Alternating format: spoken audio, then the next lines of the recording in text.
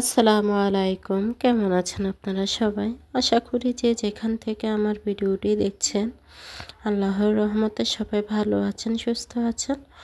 আলহামদুলিল্লাহ, আমার পরিবার নিয়ে আমরাও ভালো আছি। আজ অনেক দিন যাবতে ঘরের কোনো কাজ অসুস্থতার জন্য করতে পারিনি। মেয়ে আর ওর দাদু মিলে যা পেরেছে ওরা দাদু নাতিনে তাই পরিষ্কার করে গুছিয়ে রেখেছে। তাই আজকে আমি ঘরের একটু কাজ করে নেব। রান্নাঘরের জানালাটা খুবই ময়লা হয়ে গিয়েছে, 10 দিনে জানালাগুলো পরিষ্কার করে নেব।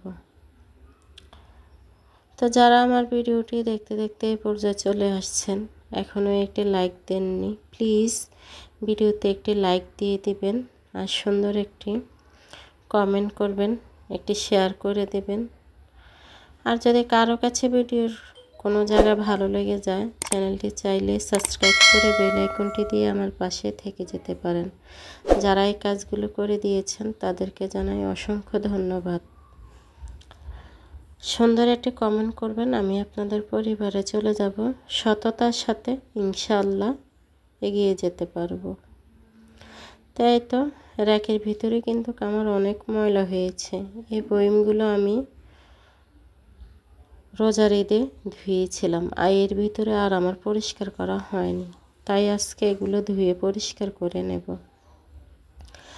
তা আমার মেয়ে কিন্তু আমাকে সব কাজে সহযোগিতা করছে।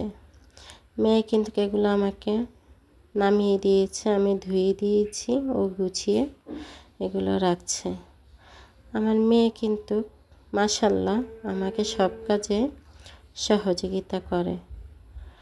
তো এই তো আমার মেয়ে এখন এগুলো বের করে নিচের থাকগুলো পরিষ্কার করে নিচ্ছে। আলহামদুলিল্লাহ, আমি অনেকটা খুশি। আমার মেয়ে আমাকে অনেক কাজে সাপোর্ট করে, সহযোগিতা করে। আল্লাহ তাআলা আমাকে 3টি মেয়ে দিয়েছে। আপনারা দোয়া করবেন আমার মেয়েদের জন্য, ওদেরকে যেন আমি নামাজ, কোরআন সব কিছুই যেন ভালোভাবে শিক্ষা দিতে পারি।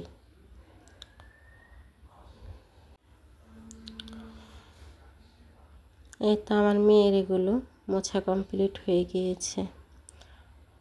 আজকে একবারে অনেক সুন্দর করে মা, মেয়ে, শাশুড়ি সবাই মিলে ঘরের সব কাজগুলো গুছিয়ে নিয়েছি। সবাই মিলে যদি কাজ করি একটুও কিন্তু গায়ে লাগে না।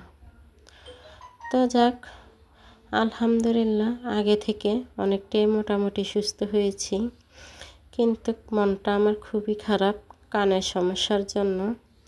কানের সমস্যাটা এখনও সমাধান হয়নি। ইনশাআল্লাহ সমাধান হয়ে যাবে। এটুকু যেহেতু সুস্থ হয়েছি, বাকিটাও আল্লাহর রহমতে সুস্থ হয়ে যাব। মধ্যবিত্ত বউরা চাইলেই কিন্তু সংসারের খরচ কমাতে পারে। দেখেন, আমাদের বাড়ির আশেপাশে যদি জায়গা থাকে, এখানে আমরা শাকসবজি লাগাতে পারি। এখান থেকে আমরা ভালোই শাকসবজি পাব। আপনার যদি আশেপাশে না জায়গা থাকে, যদি বাড়ির ছাদে জায়গা থাকে, আপনার বাড়ির ছাদে একটু শাকসবজি বাগান করেন। আপনি একদিন বাজার না করলে কিছু হবে না। আপনি ওই একদিনের বাজারের টাকাটা ব্যাংকে রেখে দেন, আর ওই দিন আপনার ছাদের বাগান থেকে কিছু শাকসবজি উঠিয়ে নিয়ে আসেন। উঠিয়ে এনে আপনি রান্না করেন, দেখবেন আপনার একদিন টাকাটা বেঁচে যাবে।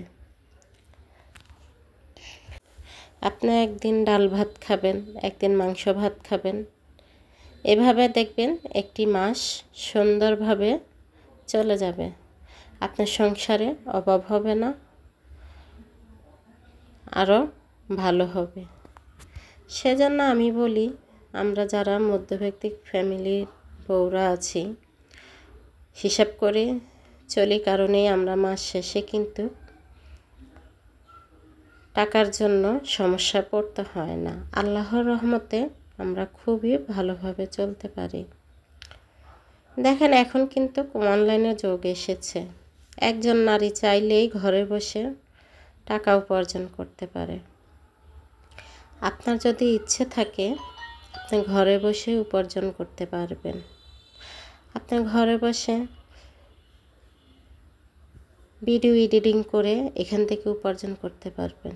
আপনি সেলাই কাজ শিখে এখান থেকেও আপনি ভালো টাকা উপার্জন করতে পারবেন। দেখেন, একটি জামা বানাতে গেলে কতগুলো টাকা মজুরি দিতে হয়। আর যদি আপনি নিজের কাজটা জানা থাকে, আপনি নিজের জামাগুলো বানিয়ে নিতে পারলেন, এমনকি এখান থেকে আপনি অর্ডারিও করতে পারলেন। আপনি ঘরে বসে ভালো টাকা আয় করতে পারবেন। তারপরে আপনারা পার্লারের কাজ শিখতে পারেন। ঘরে বসে কিন্তু অনেক নারীরা আছে এখন পার্লারের কাজ করে। এখান থেকেও আপনি মাস শেষে ভালো টাকায় উপার্জন করতে পারবেন। তাই আমি বলবো, স্বামী স্ত্রী দুজন মিলে যদি সংসারের হাল ধরে, ওই সংসারে কোনো অভাব অবটনা থাকবে না। কিন্তু দুজনের ভিতরে ভালোবাসাটা থাকতে হবে।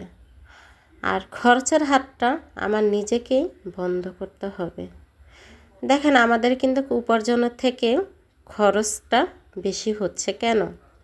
আমরা নিজেকে নিয়ন্ত্রণ করতে পারি না কারণে।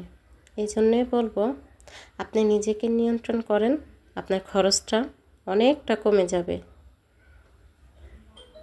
তা আমিও কিন্তু এভাবে আমার সংসারে চলি। আল্লাহর রহমতে আজও পর্যন্ত সংসারে কোনো সমস্যা হয়নি, আর হবেও না।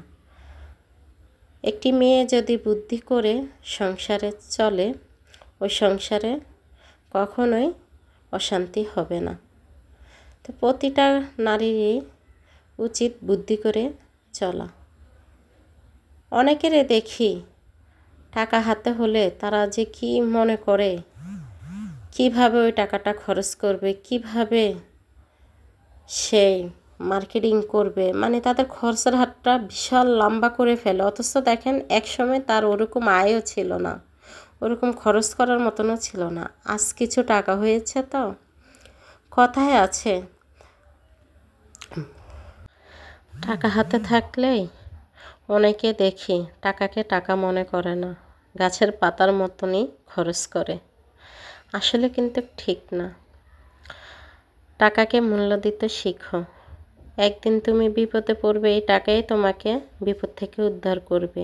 আশেপাশে আত্মীয় স্বজন কেউ তোমাকে বিপদ থেকে উদ্ধার করবে না। সেজন্য টাকা জিনিসটাকে আমরা মূল্য দেওয়াটা খুবই প্রয়োজন। আজকে একটু একটু করে সঞ্চয় করে টাকা জমিয়ে রাখো, দেখবে একদিন এ টাকা তোমার অনেক উপকারে আসবে। খরচের হাতটাকে নিয়ন্ত্রণ করো, দেখবে সব সমস্যার সমাধান হয়ে যাবে। তো যাক, আজকে কিন্তু খুব বেশি টাকা জমা করতে পারিনি।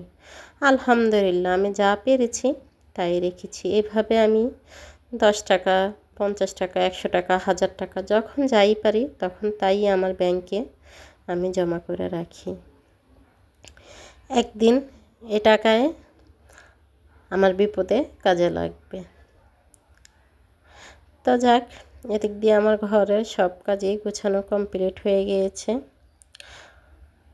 আজকের ভিডিওটি আমার এই পর্যন্তই। সবাই ভালো থাকবে, সুস্থ থাকবে, আর আমার এই পরিবারটার জন্য সবাই দোয়া করবে। আসসালামু আলাইকুম, আল্লাহ হাফিজ।